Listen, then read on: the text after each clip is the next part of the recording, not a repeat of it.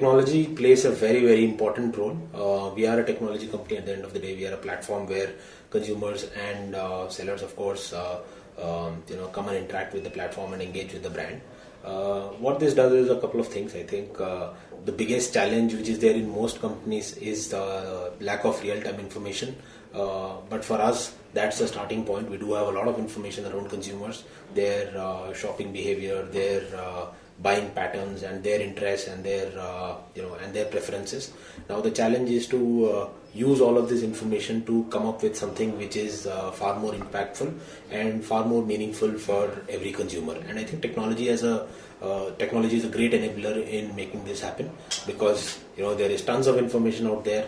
How do you process all of that and come out with something very meaningful and make it personalized at a user level is what technology helps us in doing. And I think that is what helps us in being far more agile than a traditional FMCG company.